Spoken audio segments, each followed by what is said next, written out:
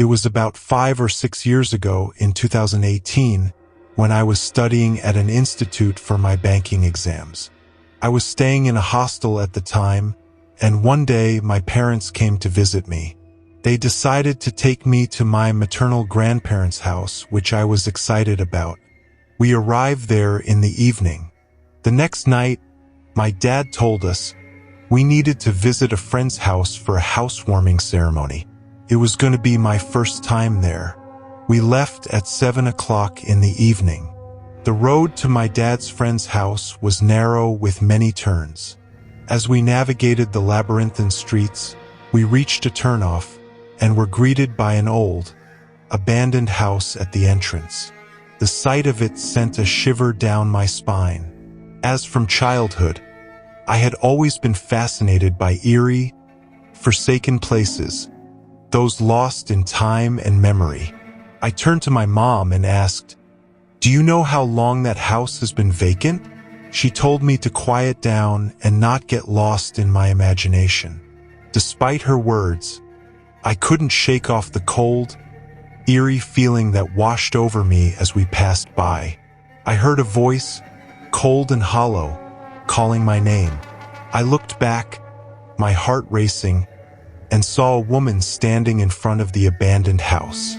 Her curly hair was unkempt, her clothes tattered and stained. Her eyes were fixed on us, piercing through the darkness. As soon as I opened the car door and stepped out, a chilling wind swept past my back, leaving me with goosebumps.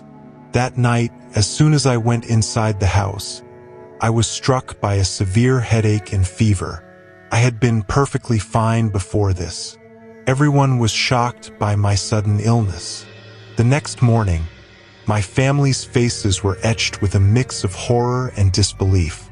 When I asked what was wrong, they recounted the chilling events of the night before. Apparently, after we returned from the housewarming, I had retreated to bed, but my behavior became increasingly bizarre.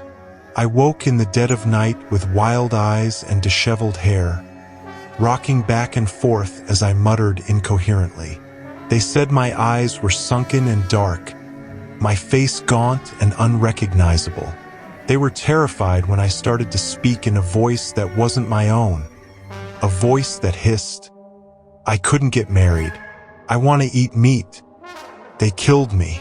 My words were laced with a malevolent energy, and I repeated them over and over until I collapsed, my body racked with fever. When I heard about this, I rushed to the mirror. My face was pale, as though all the blood had drained from it. My eyes were hollow, and I looked utterly exhausted.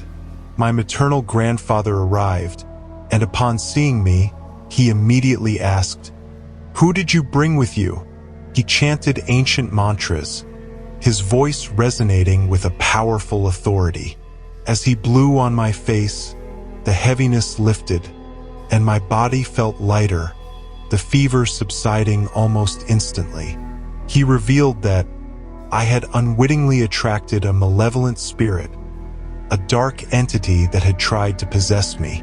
Fortunately, he was able to expel it before it could fully possess me. The experience left a lasting mark, a reminder of the thin veil that separates us from the unknown, and the chilling reminder that sometimes our curiosity can lead us to the edge of darkness.